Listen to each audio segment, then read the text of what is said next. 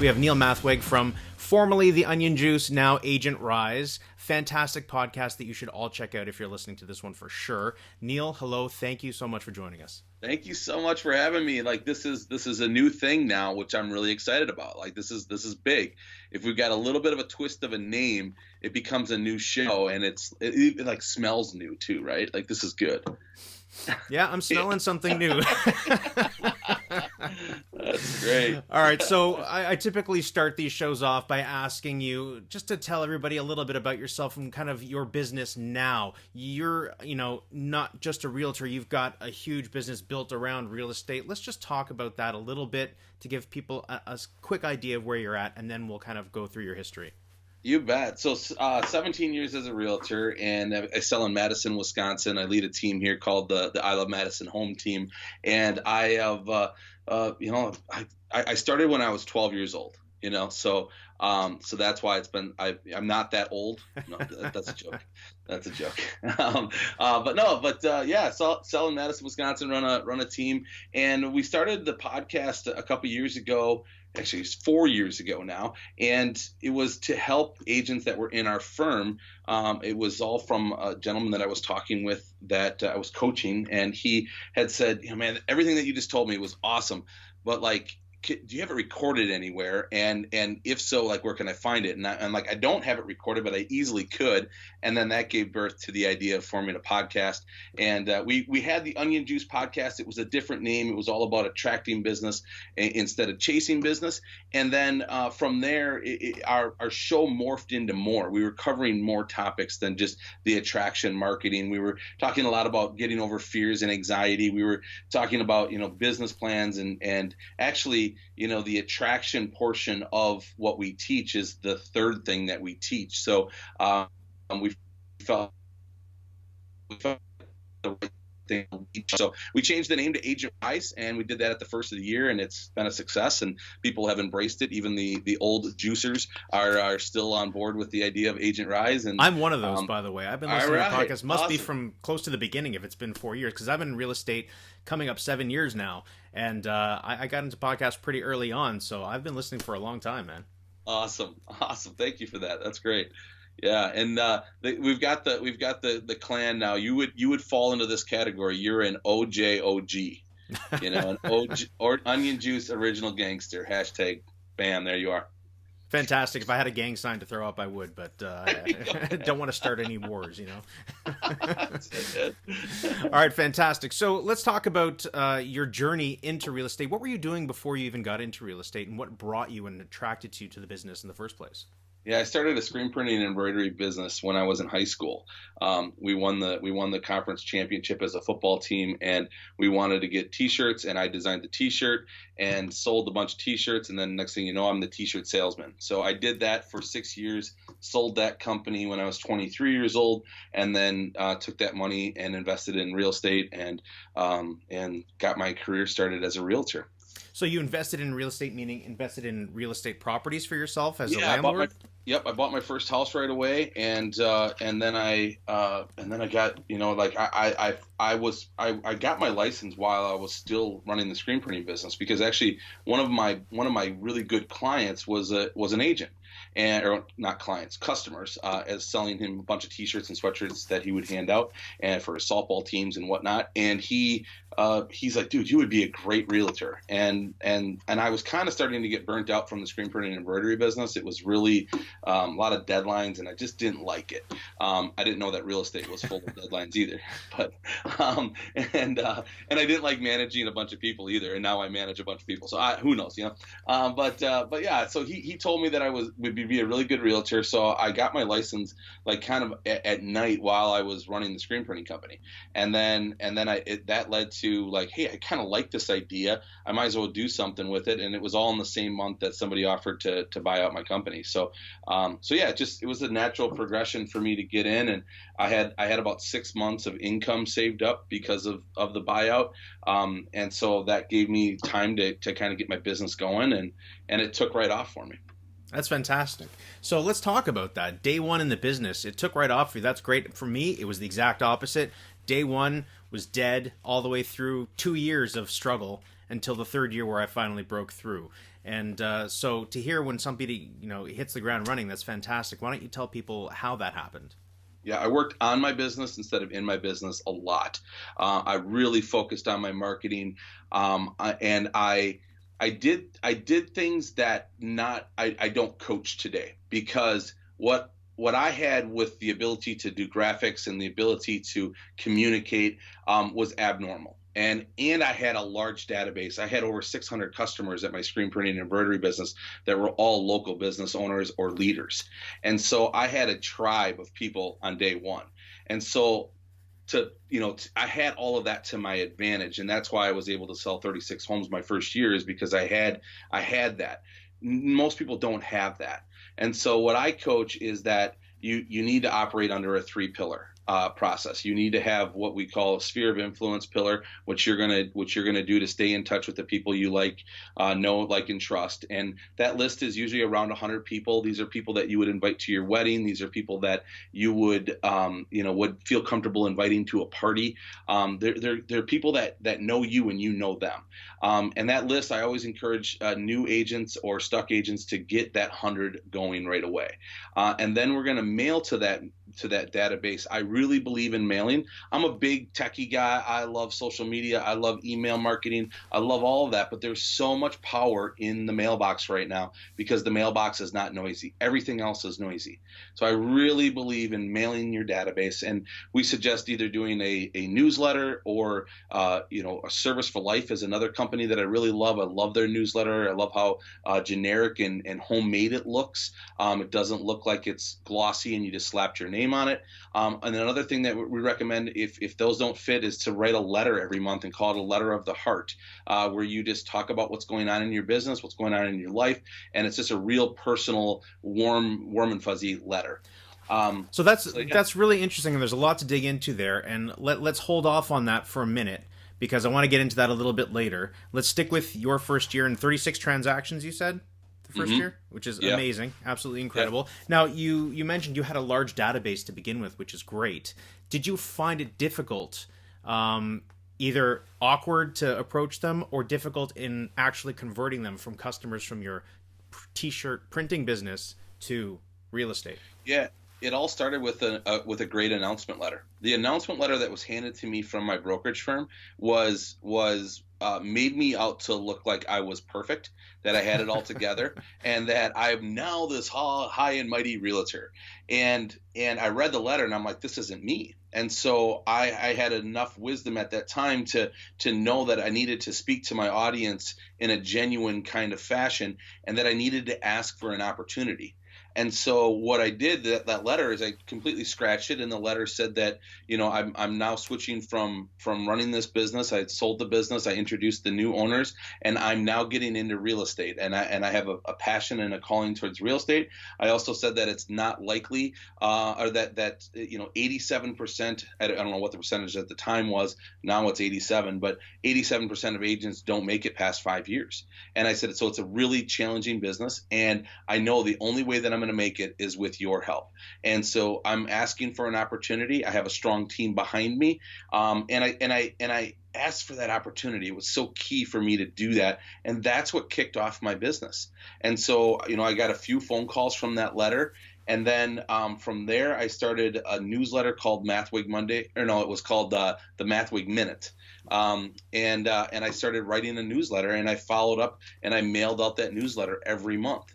And then the next thing that I did, the other piece of this pillar, was I did open houses every weekend. There was a top listing agent in our office that was in the same town that I grew up in, and she would list 1 to 2 properties every week, and I did all of those open houses. And it was just like, it was magic, because now I'm in the town that I grew up in, and I'm well known, and I ran a business. I had a storefront in that town for 6 years. Every sports mom, soccer mom, they were all in my store. So they all knew me, and now they start to see me in open houses. And so they'd walk into the open house, they'd be like, "Oh, Neil, what are you doing here?" And I'm like, "I'm a realtor now." and so, well, great. Well, we'll buy our house with you. This is awesome. And so that's like, I inserted myself in the community that I was already entrenched in and I already had respect from. So, and like I said, that's unfair, right? Most realtors listening to this are jealous of that. Like, damn, I wish I had that. Hardly anybody knows me, or I'm new to an area or whatever, and it's hard to match what I have. So that's why I don't coach. I mean, some of it I do, but a lot of it is I had an advantage. Yeah, absolutely. But, we have to remember that everybody comes into real estate from different backgrounds, and some may be well entrenched in the community in other ways, right? So Right. it does relate to them. So it's great that you can share that story, and it'll hit with some people. Now, let me ask you, in terms of the open houses, did you have an open house strategy? I did not at that time. Okay. But well, I do now, now. of course. Yeah, And we'll get into that for sure. yeah. It's Okay. hard to talk about my past. Well, I mean, it's not hard to talk about it. It's hard to learn. I mean, a lot of what I do today, I look back on it and I'm like, ooh, don't do that. Even though it worked for me, but it worked for me because I had that advantage, right? Right. I mean, what I did is I just stood in open houses with a very laid back demeanor, and I waited for people that I knew, that I already know, to come to me, and that's what built my business, right? That doesn't work for 99% of realtors. Right, absolutely. And I want to touch on the thing that you brought up previous to that. Right before you mentioned that letter that you sent out introducing everybody to the fact that you are now in real estate, and taking down the sort of the wall of protection that everybody puts up, and the facade that I'm perfect and fantastic, and letting it be a little bit more real and sincere. And that's what really connects with people. Right, definitely. Yeah, it's just that approach of being real, and allowing people to come to me, and then just connecting with them, and then following up. I was really good at following up and staying in touch with people. Talk about that a little bit. So in terms of follow-up, people are a little bit hesitant. They don't want to be annoying to their friends or the people that talk to them. What type of follow-up strategy did you do? You've got to call them with something that they want, right? So most of us do this follow-up call. We call them and we say, hey, this is Neil. Follow up just this, and they don't want you to stay in the loop. They don't want you to follow up. So not only is it an awkward call for you to make, it's an awkward call for them to receive. And what else is awkward? That broke up for a second, so I didn't actually hear the call. Oh, shoot. No, but go ahead and say it again, and we'll be able to hear it clearly this time. Yeah, so you're calling them with some stuff that they don't necessarily need or want to hear, which is like what? Yeah, that follow-up call is just that, hey, this is Neil. I met you at the open house last week. Just calling to follow up, just calling to stay in the loop. And it's awkward for you to make, and it's awkward for the consumer to hear. They don't even want that call. They're not going to call you back on that. And so what we do, and what I was doing back then, is I was looking at myself as a matchmaker. And so I was looking for properties. I mean, the automatic email is one thing, but everybody's doing that. The statistics say that the average buyer will meet 8 agents before they buy their house. So there's 8 other agents that are sending automatic emails. And what we're doing with listings? Yeah. Gotcha. Yeah. So just like, hey, can I get your email address and get your criteria, and I'll set you up. And then they just they think they're the only agent doing it. And they're not. There's 8 other agents that are doing it. And so what we do is call them about properties that are not yet available on the MLS. So houses that they can't find without us. So it's kind of like the back in the day where the realtor was the gatekeeper. The realtor had the book that had all the listings in it, and then the internet was going to destroy us. Well, that didn't happen. But now we can go back to that because we have coming soons. If you have them in your market, if you don't, there's still houses that are available that are there's still houses that you know about that are not yet available on the MLS. So we're using those to make the calls and say, hey, you were telling me a little bit about what you're looking for in a home, and I found this one that's not available. It looks like showings are going to begin on Thursday. Looks like it's a perfect fit. I thought of you when I saw it. All that good stuff. And then now you're calling them with something that they want. And in our coaching program, we call that matchmaking. So we do a lot of matchmaking where we focus on, if open houses is your chase pillar, we focus on the open houses by getting their search criteria. We gauge the success of an open house based off of how many search criteria you get, and then we take those search criteria, put them in our matchmaker, and then we're constantly looking for houses that are not yet available on the MLS. And once you get started, you get super addicted to this, and it removes call reluctancy, and it gets you, it compels the buyers to work with you. And that's the trick. A lot of us are convincing buyers to work with us. We're telling them about how great we are. We're convincing them to work with us, and we want to compel them to work with us by overserving them when they didn't even ask us to service them, and that's how we compel them. So in terms of an open house strategy now, then we might as well go into that. Rather than just sort of sitting there and people come in and that's it, what is your strategy to gather that information? How is it? Do you have a sign-in sheet? Do you converse with them? Do you let them walk by themselves? What's the story? Yeah, we have two different ways. One is for the techie person, one's for the non-techie. For the techie person, I love the iPad sign-in. We always get accurate information, and we always get people to sign in. We tell them that we're doing a paperless open house, so that once they sign in, the system is going to text and email them the profile sheet. So then we're not killing 100 trees in order to do this open house today. So that is the reason, the why behind using the iPad, and then we're getting accurate information. And now there's so much more to that. Like, we're now driving traffic to our website because the link that we're sending them in the text takes them to our website. So there's so much goodness that comes out of doing it that way. Nice. But you got to be techie in order to do that. That's a whole nother show in itself right there to talk about that. If techie isn't your thing, then we just do an individual clipboard. We believe in doing the clipboard versus having everybody sign in on one sheet. So we have a clipboard with a survey. We hand them that clipboard when they walk in the door. We tell them to go make themselves at home, and we'll be right here in the living room when you come back. And then when they come back, we grab the clipboard from them, and we ask them two questions. The first question is, do you have any questions? All right. Now, if they have questions, they have some interest. If they don't have questions, they usually are like, get me out of here. I'm not interested, and I don't want to talk to this realtor. And so they say no, and they start to put their shoes on, and they try to get out the door. Then what I ask them is, what did you like most about the house, and what did you like least about the house? And that question right there pulls out their criteria, because they'll say, well, we love the backyard and we love the 3-car garage, but we really want to have the 3 bedrooms in a cluster. And, we're standing in a 2-story here, but we'd really like to have a ranch, and we just thought we'd check this one out. Great. So they want a 3-car garage. They want a nice backyard. They want a 3-bedroom cluster. They don't want the bedrooms split apart, and they want a ranch. All right, now I know their criteria. I'm just going to ask them too. I see you've got some kids with you, talk to the kids, whatever. So is schools important to you? I'll get some more information from them. All right, they don't even know that I'm getting their criteria. All they know is that I'm just asking them good questions and getting information. If the conversation goes well, then I'm going to say, would it be okay if I let you know about, we've got a bunch of new listings coming up. They're not even available on the MLS yet. Would it be okay if I let you know when we have those? And if they say yes, then you're in. If they say no, damn, you just lost one. And so I'm really careful with asking that question.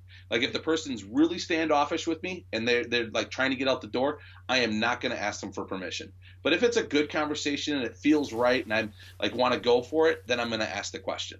And when you get their permission, it's golden. It's awesome.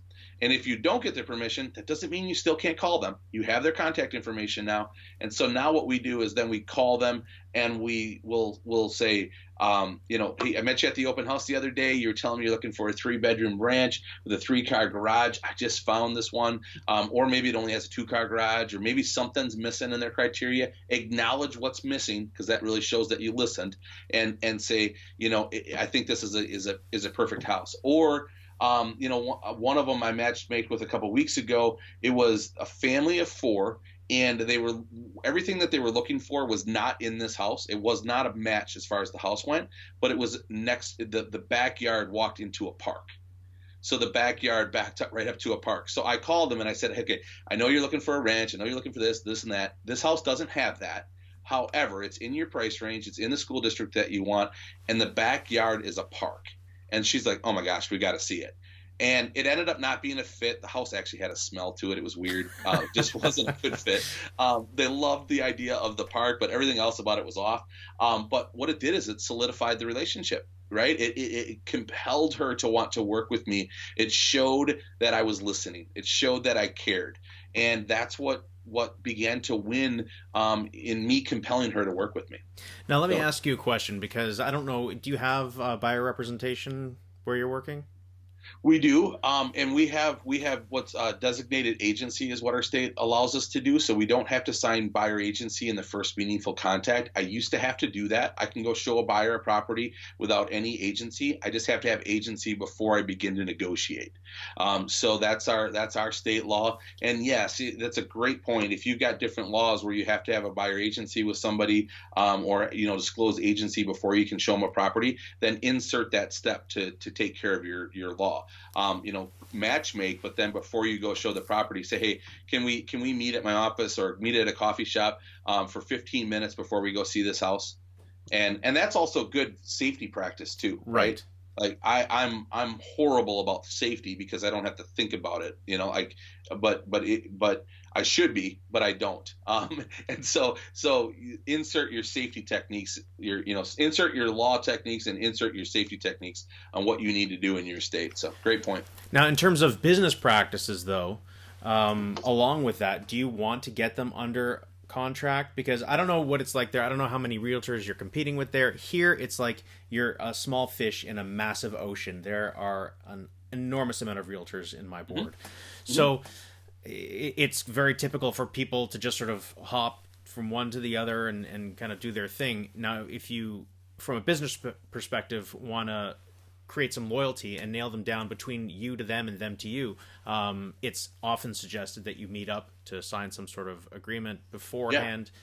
Whether that's, some people do it the first one, some people don't do it at all. I'm just curious as to what your take is on that. Yeah, I'm very, very laid back with agreements. I've always been that way. We used to have to disclose agency in the first contact, and I would put in every one of my buyer agency agreements that they could cancel at any time, because I didn't want to tie anybody down. And I've always practiced that way. It drove my broker nuts back then that I did it that way, because it was the exact opposite of what they taught, but it just didn't align with the way I would want to be treated. And so I've always practiced the way I want to treat it, the way I want to be treated. Also, I'm in the Midwest. We have like this Midwest culture here that just is different. And I coach some agents on the East Coast and the West Coast and different parts of the country, and I feel that difference. I feel more of that. I don't operate that. Doesn't mean that that's not what your culture should do. Did we hiccup again there? Yeah, a little bit. Are we good? Yeah, we're good. You know what? What I'm gonna do is I'm gonna pause this for a second. Awesome. Okay, let's pick it up from where we left off there. Cool. Somebody could be downloading something in my office or something too, or uploading something that, or watching Netflix. Yeah, that's right. Working hard, All right, so you were talking about people in the East Coast being different than sort of Midwest. East Coast, West Coast being a little bit different. So just pick up on there. Yeah, I think like in the Midwest here, we just are a little bit more laid back with everything. And I don't know that for sure. I've never lived anywhere else other than my hometown here, right? So I don't know any different. I just know that I coach other agents across the country, and I hear more of a scarcity mindset from people. And we have a lot of realtors, but I know that we don't have nearly as many realtors in our MLS as there are in other parts of the country. I mean, I look at like some of the numbers from California and Florida and stuff like that, and where you're like, you got way more realtors, per capita area. We have a lot of restaurants here. That's what we're really good at. We have I'm good at eating. I should come and visit. Yeah, same with me. I love it. So most restaurants per capita in the nation, right here in Madison, Wisconsin. We're proud of that. Amazing. Yeah, okay, great. Yeah. So we've talked about kind of your approach with buyer's agency, with showings, open houses, kind of going after them and offering them something a little bit different than the automatic search that goes out there, trying to match them up, doing the matchmaker service. And I've heard of that. I spoke to Dean Jackson. I don't know if you're familiar with Dean Jackson a little while ago. Yeah, very similar kind of approach and mindset to helping out people and off-market listings and being a matchmaker. I didn't know that about Dean. That's cool. There you go. I'm a fan of Dean, and I didn't know that. So that's that. I'm like, oh wow, I'm like thinking like Dean is. This is great. It's always a bonus, right? Yeah. All right. So year one, you're in there. You busted out 36 transactions, which is fantastic. What's the average price point there? Back then it was like 180. Now it's 290, 300. Okay. So yeah. And Again, I'm aging myself. way back in the day, we used to have to walk uphill. Okay. Kids. So year 2, what was the difference then? Yeah, it continued to go up for me. I then added. This is gonna really age me. I was one of the first realtors to come out with a website. And so I built a really nice website that would have been 2002, 2003. And I did a website. I grew up in a town called DeForest, and I did a website called mydeforest.com. And I went around to all these different business owners to ask if they wanted to advertise on the website. And I was just looking because it was going to cost me $3,000 to develop this website. So I was looking for a way to spread out the cost of this website. And so I went around and I asked all the different, the grocery store, the bowling alley, the bars, the restaurants, everything, and asked if they wanted to be on this. And then I created little My DeForest stickers that went on everybody's door. And I drove a bunch of traffic to it. And the Chamber of Commerce and I didn't see eye to eye. I don't really remember exactly what happened, but I remember that I felt like I was stepping on the chamber's toes. And I don't really remember what all happened, but I took that down. But that got me in the door with a lot of business owners. And I was kind of looked at like as this leader. So that really helped. And then the other really big thing that I did, and this sounds really goofy, but the other really big thing that I did is I bought a courtesy moving trailer and put my logo on the side of it. And I bought it, right away early in my career. And instead of it saying that if you buy a house from me, you can use the trailer, it just said free courtesy trailer, call me. And I let anybody and everybody use it, and it was always booked. It was rarely was it parked behind my office. It was always out and about. It had my name plastered all over it, and it was just like this goodwill thing that I gave to the community, and it worked really, really well. It also kept me in contact with all of my clients. It also became my closing gift. So what I would say is, at closing, hey, I've got a courtesy moving trailer. You're more than welcome to use it anytime, and let your neighbors know, let your friends know. Like I'm okay with anybody using it, and all you got to do is just hit me up, and and we put it on our new website that they could schedule it on the website by emailing me, and I would get an email with their request, and then I'd let them use the trailer. And so it was just a thing. And then I put the trailer in all of my print advertising. We did a lot of print advertising back then. We did a lot of 1-800 number call capture systems, where we had the 1-800 number on the sign and a 1-800 number on the brochures. We did brochure boxes. And that just generated a ton of leads. I formed a team 2 years in, and that gave my team all of the leads. They would just sit there and call all of those people back. We generated about 100 leads a month. And it's a flash to memory lane here. So how long did that trailer last? I just sold it about 2 months ago, and it was ugly as all get up when I sold it. It beat up, the roof leaked, it was dented. That thing had been everywhere and then back. And I'm going to buy a new one this year. I've got it in my budget for a new one this year, so we sent the old one down the road. It wasn't even like road safe anymore. Like I was afraid to even lend it out. So, but yeah, I bought it for $3,000. I put $1,000 into the lettering. I used it for 15 years. Is that right? 16 years. Wow. And then I just sold it for I listed it for $1,000, and I created a bidding war, and I sold it for 13. So, unbelievable. Yeah. What was the size of this trailer? 7 by 12. If you go longer than 12 feet, you have to have power brakes, and so and then the liability shifts more onto the trailer. Right. Where if it doesn't have power brakes, the insurance companies just put it as a rider, and I just had an umbrella for my insurance policy. Check with your insurance agent, though. That's how it worked for me. But as long as I stayed under that 12 feet, and again, check the regulations to make sure that you don't have to have power brakes, because then that's more for me to repair. And if the power brakes go out, then I'm liable. So that was why you keep it under 12 feet, and also anything beyond 12 feet, people don't know how to drive it. Right. And people didn't know how to drive the 12-footer too. I mean, that thing got dented all the time. So, but I just put like $1,000 in my budget every year for repairs and for maintenance on the trailer, and I never spent that. I think the most damage I did one time is the flat that somebody got a flat tire with the trailer full, and then the fender ripped off, so I had to have some body work on the fender and whatnot. So, and that was like $600. So, otherwise it was just new tires every 2 years and simple stuff. So, Hell and the of, front hell of a hitch return was on the cool. investment there. Oh my gosh, it was amazing. It was amazing. Yep. That's a great and idea. It was kind of what I became known for in town too. Like, oh, you're the guy with the trailer. So, Oh, yeah. very cool. Very cool. Yeah. All right, so you got a team going on now. In terms of onboarding a team, so you were very ahead of your time, man. Not to fluff your feathers too much there, but like in terms of the website and building a community website, I mean that's all the rage right now, right? For Right, realtors to right. get in touch with their community. You were doing it way back, so that's amazing that you had that foresight. You had some rub going on with the the Chamber of Commerce. Yeah. I don't Unfortunately, even remember why but I felt intimidated, so I took it down. yeah, well, they felt like you were competing with them. They sounded exactly like a Chamber of Commerce type of thing. So, you got a chance to meet and converse with a lot of the business owners and develop relationships that way, which is great. And I'm sure that fostered other business down the road as well, right? Definitely, without a doubt. Oh, Yeah, fantastic! it was big. Excellent. It was big. So you've got a team of how big was your team? I had it as high as six other agents. So, and then the recession came. So we were rocking all the way up to the recession, and then we dispersed in the recession because everybody needed to get other jobs, and then I leveraged to the hilt in 2005. I bought a bunch of real estate, and then that all came crashing down. I was into developing and building spec homes and mini storage units, and it all came crashing down on me.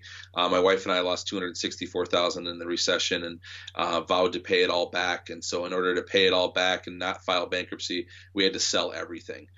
So we sold our house, we sold our vacation home, our cars, our boat. I just bought do a half duplex and then rebuilt it all. So yeah, in that time I went solo. I had to let everybody go. It was the hardest thing in the world to do, but it was kind of what we needed to do to survive and get through it all. And I remained great friends with everybody, and everybody moved on to do bigger and better things. It was all good, but man, in that time that was just a nightmare. Yeah, I can imagine. So, in terms of recovering after that, because we're talking about a completely different, landscape. What was that like to have to rebuild everything?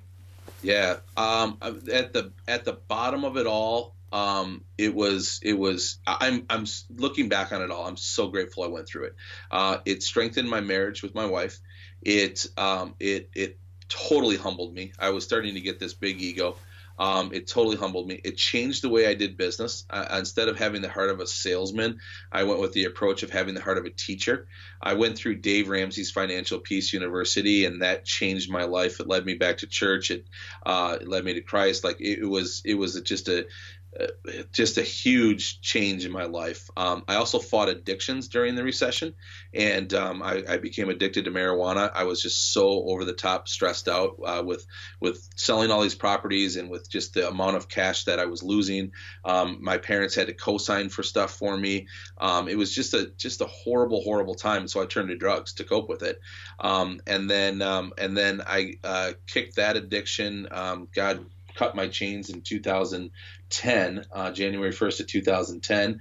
And then I just began to walk free as a different man from that day forward. And I've been completely sober from that day forward, haven't drank, smoked, or anything from that day. And through that process, man, I just was renewed. I was a new person, and then I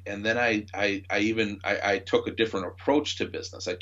You can read it if you go to neilmathweg.com and read my bio page. Like it talks about just the difference of who I was then and who I am now, and then that just blew up my business because I was so open about it, and I ministered to other people and I helped other people, and my referral base just blew up. So to give you an idea of the difference, my worst year, my worst year's income was my next year's income taxes. So what I made in 2011 is what I had to pay in taxes in 2012.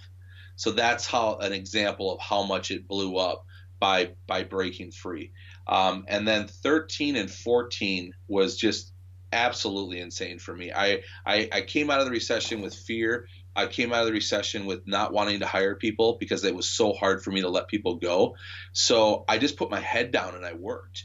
And I did 93 transactions in 2013 without an assistant, without an admin, without a buyer's agent, with just me. And I don't recommend anybody ever do that. It was stupid. But my wife and I, we kind of formed a pact at the end of 2012. I'm like, 13 is going to be crazy. And she said, let's just put our heads down and let's work hard and let's get out of debt. And so we had at the time, 250,000 of debt to go. And so that's what we did. We just went after it. We didn't get out of debt, but we got pretty darn close. And in all of that, the reason I share that story, one is just redemption. But the other one is like, I created a ton of systems, and I learned how to do a lot of transactions and take care of a lot of people. And I created boundaries in my life. I also didn't work on Sundays in that time, which is very difficult as a realtor because Yes. you've got the open house day is Sunday. Yes. Yeah. I did all my open houses on Saturday. I was one of the first in our area to do them on Saturday. And because what I learned is that Sunday's open houses only came because of the Sunday newspaper, because everybody would want to get their ads in the Sunday newspaper. And so that's why the tradition started of doing open houses on a Sunday. Well, we don't do newspaper advertising anymore, right? It's not a thing here. Other parts of the country it may be, but we don't do it here. And so I was like, why am I doing them on Sundays? And I learned in that process to take Sundays off. And this is a lesson that I wish every realtor would hear me on, the power of setting boundaries. So when I started taking Sundays off, I mainly did it because I was learning about the Sabbath day. I was learning about taking that day for church and family. So that was the main reason I did it. But and God told me to rest too, right? So that was the main reason I did it. But I didn't realize the fruit that was going to come from it. So what I do now in my first meaningful meeting with somebody and they're about to hire me, I say there's one other thing that I want to go over with you, and that is that I don't work on Sundays. That Sundays is a day for church and family for my family, and we really, really cherish that day. I just want to make sure that that's okay with you. And they always say yes. And then what they also say is, wow, I have a lot of respect for you for doing that. That really means that you have your values straight. So I'm immediately earning their respect. And when a client respects you, a client refers you, right? And so what happened is it didn't push business away. It actually grew my business. And so many agents don't get that. Agents think that if I set boundaries, that I'm going to push somebody away, or I'm going to wait to set boundaries until I get crazy like Neil. When I get so busy, I have to set boundaries. That's when I'm going to do it. And I'm trying to get the message across that you set boundaries to grow your business. That it's going to help you. Like if you don't set boundaries, you're never going to get to that place where you're going to have to set boundaries. And so, yeah, that's very difficult. That's very difficult for somebody who's just starting out or someone who's struggling to get their mind around, because especially in this day and age, everybody's, they tell them speed to lead, right away. You got to get back to people. You got to be available all the time. And you feel that. But you also put out that vibe, right? So when you teach people how to treat you, and if you're available all the time and always answering calls at 10, 11 o'clock at night that really don't need to be answered, then that teaches people to sort of that you're available. But if you set those boundaries, that's a great tip. Yeah, and I mean, I'm fast with my emails. I'm great to reply to. I take care of my people, but what happens is that this level of respect goes up, and when that level of respect goes up, they refer you more because they respect you, and then what happens also is they respect that you have a family. They respect my Saturdays. I mean, I tell them I'm off on Sunday. They'll leave me alone on Saturday too. And they'll also respect my evenings. Like I have clients that take off of work to go see houses with me because they're like, you got 3 kids at home. I don't want to take your evening away. You know what? I got some time. I'll take a Thursday afternoon off and we'll go look at houses. Great. Let's go at 3 o'clock instead of 6 o'clock. Right. And they they respect you. And, I've only had one person. I've been practicing that since 2011. I've only had one person since then say that, sorry, but Sunday is my only day off. It's the only time that I can work. And what it just told me is that he didn't respect me. He didn't care that I took Sundays off. And I said, hey, no problem. I've got another agent in the office here that works great on does Sundays. I ended up getting a referral fee. And the agent ended up telling me he was the worst client ever to work with. Isn't it funny how that works out? Yes. It's the ones that are like the squeaky wheels that are complaining about everything or nitpicky about this, or those are the ones that end up being the biggest pain in the butt. Yes. Yep. And so, yeah, it was just like provision over it that I made the right choice that, and I think I would have, at the time it was pretty early on when I started setting boundaries, and part of me was thinking, you know what, I'm going to make an exception for this guy. I'm going to do it. But then I was like, no, I'm not. Like if I bend now, I'm going to bend. And so like in a split second of my thinking, I'm like, no, I'm not. I'm just going to tell him, hey, you know what? I'm going to refer you to another agent that works on Sundays. Yeah, and I started doing that only recently, maybe a couple of years ago, because I learned my lesson exactly the same way. When you get in touch with somebody, not everybody's going to get along with everybody else. And just because I'm sure people listening, and if they're listening, they're actively listening to try to learn and better themselves, they're probably a great agent for that alone, never mind everything else. So yeah, we do a good job, but we have to be able to get along with people and respect them and have them respect us. And if there isn't that connection on any level, refer it out, get rid of the stress, let somebody else deal with it, and get a referral fee. Right. I love it. Yeah, absolutely. Okay, fantastic. A lot of great stuff there. So moving on now, you've got, when did the podcast come into play? Podcast came into play in 2015. I started, because of the business that I was doing, the firm that I was at really wanted me to do a lot of public speaking and to talk about what I was doing and how I was, I'd get requests all the time. And in terms of training or recruiting? Yeah, or yeah. both? Just like they'd have like the company conference, I was a part of a large company. They had, I think now it's like 2,000 agents. At the time, I think it was like 400 or 500 agents. And they would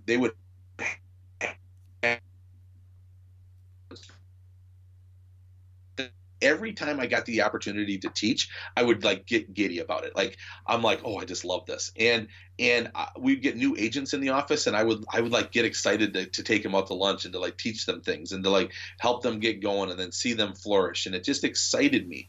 And in like 2013, 14. I worked so hard. I did so much that I was starting to get burnt out. I was burnt out.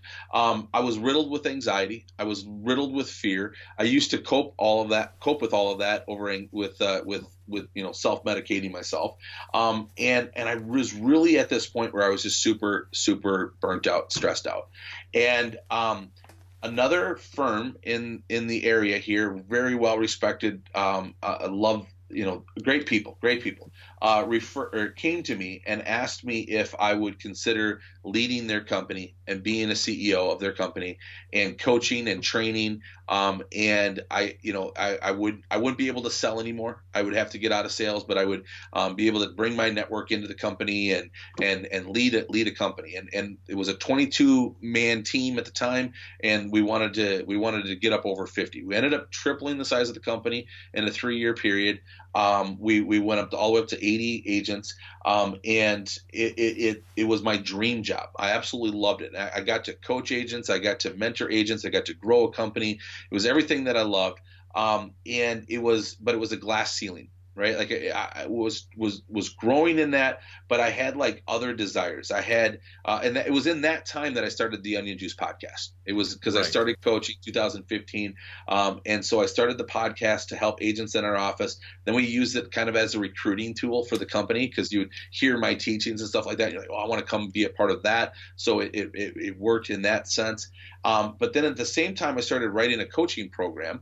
And the coaching program was starting. It was being used in our company. Then it started going to the Milwaukee office and to other realty executives' offices across the region here. And then it just started to grow in popularity, where it became to this point where, hey, I don't need to be the CEO anymore. I could go run a coaching company. So that seed was planted, but I still loved my job and didn't really want to let go of it.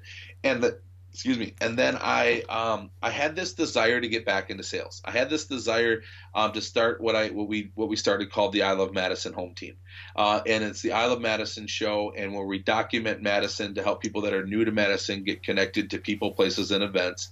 And we have a goal in mind to help people live their best life in Madison. It starts with their home, but we believe it goes beyond, way beyond that. And so I had this desire to do that, this itch to do that. So I stepped down from the CEO role. I still coach at the company.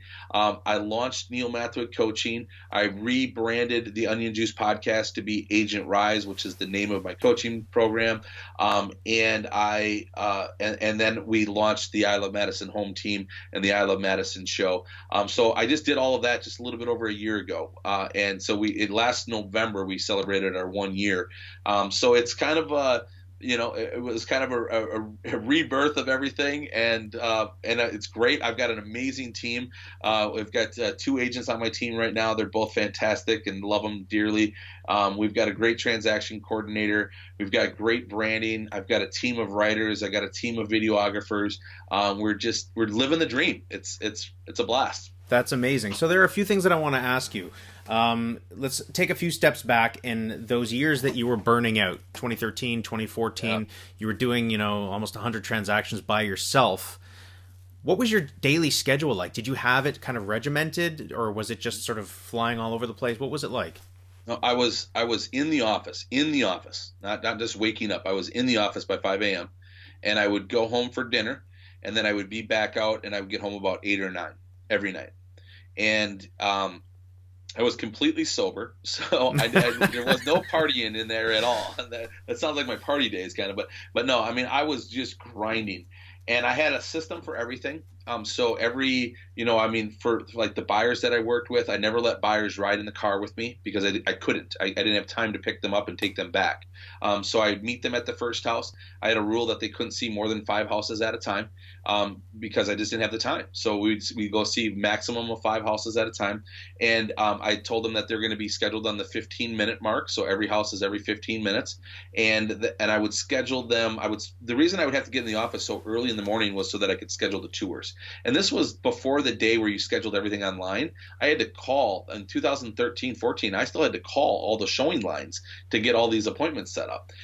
So I would do all that really early in the morning, get all my tours set up, and then I was out all day long. And then we put a priority around dinner because that was another thing that I was missing a lot of. And at the time, I had 2 little kids, and now we have 3. But I wanted to hit dinner. So dinner time was between 5 and 6. So I'd get home, and there were some nights I didn't have to go back out, but most nights I did. And then I took Sundays off. And Saturdays, I didn't have to work nearly as hard. I would maybe do showings in the morning, and then I'd have the afternoons off. But I was out and about, just like nonstop. It was insane. Yeah, it sounds like a lot. Now, let's dig even deeper into that. Let me ask you, how was your business split in terms of buyers and sellers at that time? Yeah, it was 50-50 because most of the sellers that I worked with, most of the buyers that I worked with were also sellers. Okay. Right? So I was working in the flow of the buyers that also had houses to sell. So at the end of every year, there were some years where it was 60-40, but for most years it was 50-50. Even 60-40 is pretty balanced. Yeah, definitely. Okay, so that's a lot of transactions, a lot of people that you're helping, crazy schedule. Where are these people coming from? Where was a lot of your business coming from at that point? In that year, it was coming from a few different things. One was my newsletter. I mailed Service for Life every month after month after month. It was just on a rotate. It was just clockwork, right? And that's not to everybody. That's just to your sphere. Just your to my 100. sphere. Yep. Was it 100 people? It was 300. I encourage agents to start with 100, just to get going and get momentum. But so that you don't waste time building that too much. Like just get 100 and then get going. And then step number 7 of the Agent Rise steps is that 300 mark. So we had I had at the time I had, I think I had 330 in my database, so we'd mail them every month, and then I would do open houses on my listings. And the third thing that I did was the attraction pillar. At the time, I did a game called the Mathweg Monday Trivia Game, where we would do it every Monday morning. I would get on Facebook and I would say, "Happy Monday! It's that time once again to play Mathweg Monday Trivia. Name something that," and here's today's trivia question: name something that you might see at a Milwaukee Brewer baseball game. And the first person to guess correctly wins a $25 gift certificate to Day One Pizza. Enter your guess below. Each person gets one guess a day. And I had all these rules, and I had this tribe formed. The first year that I did it, everybody's like, "Why is he doing this? Like, this is just goofy." The second year, I sold 30 houses from it. The third year was over 30 houses. And this was what was it? I missed it on Facebook. It was on Facebook. It was on my Facebook business page. You can go see the old videos today. They're still out there. So go back to 2013, 14, and even 15. I continued to do it when I was the CEO. When I moved into the CEO role, I still kept doing that just to keep my tribe going, and it worked. Like, people would call me and they'd be like, you don't know me, but I've been playing your trivia game for the last 2 years. I love it. You're a realtor, right? Yeah. You're a good realtor, right? Yeah, I'm a great realtor. Let's do this, and I got so many calls like that. And so Mathweg Monday Trivia was my big thing. And I would get video views, where everybody else wasn't doing anything with their Facebook pages. I was getting video views, and this was like before the video ad days, so it was all organic. I was getting 1,500 to 2,500 video views every month. Yeah. That's crazy. Now, was this on your personal page or on your business page? Business page. Now, there's plenty of ways to get engagement. I get this question a lot where, "Neil, I love that idea. Should I do that on my personal page or should I do that on my business page?" There's so many ways to get engagement on your personal page. You don't need any more ideas, right? What you need to get your business page going. So this is a good thing for you to do on your business page, because most of us on our business pages are talking about real estate only, and that's just not good social content. There's no reason to engage with that. Social is about engaging. Searchable real estate content is searchable content. That belongs on YouTube. That belongs on your blog. It does not really fit on a Facebook page. So you've got to do something that's going to create engagement, something that you're going to do consistently, and something that is fun for people, right? And my slogan, I end every video, every podcast with, "And remember to be the reason somebody smiles today." So that was my slogan. It was on my signs. It was on my trailer. It was everywhere. I always said that. I had, things in my office. There's one right behind me. I always say that, right? So, and so this fit really well. Like this is, and if nobody has the answer by Monday, then we would put a clue out on Tuesday. You could only guess one time a day. So once you guessed, you had to wait till the next day. And sometimes it would go all the way to Thursday, Friday before somebody would get the answer. And we had all these other quirky things that went with it. We had the Mathweg Monday Trivia Police that were like our judges. They were the committee in the office that would agree on what the answer should be and what the clues should be. And it was we took it to a whole new level. Oh, definitely. Okay, so let's jump forward again to where we are now, and I want to talk about the I Love Madison show. Tell me about that.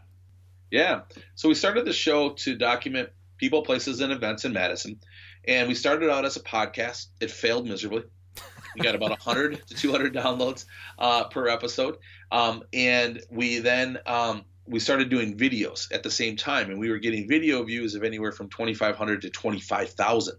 And so at that point, I was like, why are we doing this podcast thing and wasting all this energy when videos is what's working for us? And I'm not dissing podcasts. I mean, Agent Rise and your podcast. I mean, this is a different story. This podcast is different. You're going to learn something from this. You're not going to learn anything from the I Love Madison show podcast, right? So we ditched the podcast after 30 episodes, and we focused on vlogging. We focused on I had this idea of creating what we call the I Love Madison food tournament. And so what we do is we pick an item. Like the first one was cheeseburgers. Who has Madison's best cheeseburgers?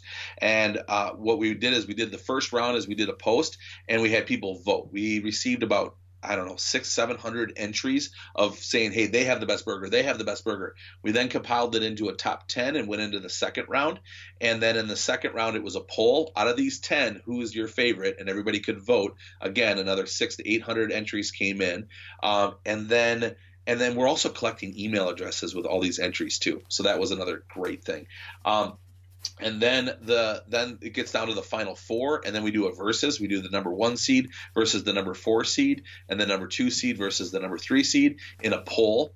And then the final 2 go on to the championship round, and we load a bus full of judges, and we go to restaurant number 1 and restaurant number 2, and then we go back to our sponsor's location, which is Metcalf's Market, and we would vote to see who had Madison's best burger. The videos blew up. The whole contest blew up. Everybody was super stoked about it. We've now done 3 of them. We're averaging per tournament. I want to say it was like close to 30,000 video views total for all of the videos, and collecting an abundance of email addresses that are now in an email newsletter that goes out every 2 weeks. And just like, it was just awesome. So I believe in being a media company that happens to sell real estate. And so if I'm going to do it, I got to do it with greatness, right? So we feel we have done that. Now, like the next phase of all of it was the challenge that I just talked about on my show that's coming out on Monday, is that people were starting to think that I worked for the I Love Madison show, and I wasn't a realtor anymore. So now we've named our team, instead of the Neil Mathweg team, we've rebranded it to be the I Love Madison home team that has the I Love Madison show. And so, yeah. And we do a bunch of other stuff. There's a lot of things that I tried that didn't work. Yeah. That's very cool. Now, are you putting out that show on YouTube, or what's the channel that you're throwing it out? Yeah, Facebook is the number 1. So we get most of our attention on Facebook. I also have a good Instagram account going where we post amazing photos of Madison. And then from there, YouTube, we do have a YouTube channel. It just hasn't taken off on YouTube. I don't know why. We don't have very many subscribers. We don't get very many views. We get all of our views on Facebook. And then I've also started posting everything on LinkedIn. I've gotten really heavy into LinkedIn this last year. And with that, it's taken off on LinkedIn as well. And then now what we've done is we've added the I Love Madison meetups. And so they take place at a hotel downtown Madison that overlooks the Capitol. It's a beautiful hotel, and it doesn't cost me anything. It's not a private room, so anybody can be in there, which is awesome. I want everybody to be in there. And excuse me. And then we have Metcalf's as our sponsor, and they provide the food and just some hors d'oeuvres and light food. And then it's a cash bar, no agenda, just come as you are, come have fun, just a bunch of cool people hanging out. First one we had 30 people, second one we had 45 people, third one we had over 100 people. Wow. And it just continues to grow, and it's got this buzz. I get a couple messages a week saying, "Hey, when's the next meetup? Like, what's going on?" And I don't want a consistent basis. I don't want it every month because I don't want it to get saturated. I don't want it every 2 months even. I just want it whenever we feel like it's time to have another one, and it works with everybody's schedule. And so and that's. And how are you promoting that exactly? LinkedIn, and we do LinkedIn, Facebook. So what we're doing is Caleb and I, the two of us that are in the vlogs, we go down to the hotel and like a couple weeks before, and we do a video and say, hey, it's that time once again for another meetup. We're going to be doing it this Wednesday night, this time, and we just promote it. We just goof around a little bit, put a quick video together. We put that on LinkedIn. We put that on Facebook. We put it on our website. We announce it in the e-newsletter, and and it just happens. And and we get anywhere from the typical business networker, that's already there to do some networking, to last time we had a lady that moved from the West Coast to Madison, and her daughter, when she moved here after a couple of years of being here, her and her husband got a divorce, so she became a single mom. Her daughter graduated last year and is now off to college, so she's an empty nester. All of her friends are saying, you got to move back to the West Coast, and she's like, no, I love Madison, I want to stay here, I got a really good job here, I want to stay here, but I don't know anybody. So she came out just to meet people, and just a really, really nice lady. I introduced her to a bunch of people. She had a blast. She's like, the only downfall tonight is there was no single 50-year-old men here. That was the only downfall. I'm like, all right, next time we'll get that for you. But yeah, I mean, we even had a homeless man come off the street and hang out with us. It was exactly what I'm going for, like just community, bringing people together and just doing that community thing and not making it have an agenda, not having a speaker. It's super easy for me to schedule. I waited 6 months before I did my first one. I had the idea, but I had all these things that I wanted to do at it. I had all these agendas and all the stuff that I wanted to do at it. And finally somebody said, that's just silly. Like, why are you doing it that way? Just keep it simple. I'm like, oh, okay. And then I scheduled it and it took off and it blew up, and she was 100% right. Amazing. That's amazing. Well, we've hit about an hour now, and that's pretty much the limit. Now, I would love to dig in to just about everything that you talked about, a lot more, but we don't have the time for that. Let me ask you quickly, the I Love Madison show itself, is that featuring what exactly in the community? So we'll go anywhere from documenting somebody that's running for mayor and ask them questions, to documenting a new restaurant that opened up, to documenting some of the Madison's best events, to, we even got access to, like, there's an event called the Brat Fest. It's the world's largest brat festival, and has some big bands that come through to, like we got to hang out with Aaron Lewis this last year, and some different bands that come through, the Bodines and I don't know, I could go on about all those, but we got to hang out with them and we got to document that and then get media access to the stage. And then just like, I mean, there's so much stuff that we've documented. June Dairy Month, we went and I tried to get Caleb. Caleb is like my partner in all of this, and we do like Caleb versus Madison, and I tried to get Caleb to milk a cow, and I did like we had Caleb go up against a professional pitcher. We had Caleb go up against NHL hockey players. We dressed them up as a goalie and had a bunch of NHL hockey players fire shots at him and see if he could block them. And I thought I peed my pants. I was laughing so hard, but it was just the cold. It was just the cold ice blowing up on my legs that I'm like, I'm laughing so hard I thought I lost it. But yeah, we're just doing stuff like that. We're just highlighting Madison. We're helping somebody that's new to Madison get to know the flavor of Madison. And there's a whole nother strategy behind all of that. Like, we're working with HR departments and helping them provide content. We're catering to what's called the trailing spouse. That's the spouse that moves with the spouse for the job. That's their biggest retention issue, because the trailing spouse doesn't get connected, is isolated, and wants to end up moving back home. And so they'll bring in a great recruit, train them, and then 2 years later they move away. Mm-hmm. And so we've like, yeah, with all of that, we're trying to cater to that. We're trying to help in the relocation process, we're trying to be more than just a realtor. And we really, truly want to help people live their best life in Madison.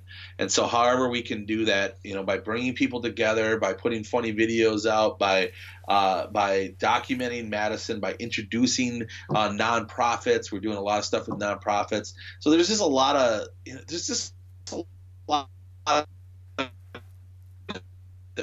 to be. That's fantastic. Thank you so much for sharing all of that. I'm going to unpack it in my brain for the next day and a half, I'm sure. Is that like drinking out of a fire hose or what? A little bit, but in a really great way. A fire hose filled with grape juice or something. Well, you could have used the onion juice analogy there. That would have been good. But that wouldn't have tasted as good, though. Right. Good point. Yeah. All right, Neil, thank you so much. Any parting words of wisdom for everyone listening? Yeah, I think if you're a new or a stuck agent, it's just having a very clear plan that's congruent to you, that you'll stay consistent with. And when your plan is clear and it feels right, it's congruent to you, it's like a good sweatshirt, right? It just fits right. When you feel that and you have that in your business plan, it's easier to stay consistent. So clarity and consistency are there goes my phone. Clarity and consistency are so important. So you've heard that many a times, but truly having that clear plan that feels right, that you'll stay consistent with, that's what's going to help you break through. So really aim for that and go get them, and don't let any lies set in that you can't do this business, because you can. Yeah, I'm going to tag on to that at the end and just say that's 100% true. That echoes with just about everybody we've spoken with. Be your true self. Don't be afraid. Don't put on that mask. Be yourself, be vulnerable, be everything. Be authentic, and people will relate to that. Yeah, you may turn some other people away, but you weren't going to work with them well anyways. So you're going to attract more of the people that you want to attract. And I think that's something that is very difficult to do when you're just beginning. You think you have to put on that face, but I'm telling you, and Neil's on the same page, be your true self and you'll attract the right people to your business. Yes, you got it. There you go. Everything works. Everything works in this business, but find what works with you, and you'll be a success, right? Amen to that. There you go. All right, brother. Thank you so much for taking the time. Everybody, check out Neil's show, Agent Rise. Okay, you can find it everywhere podcasts are available. I wanted to ask you real quick, this syndicate. What's that all about?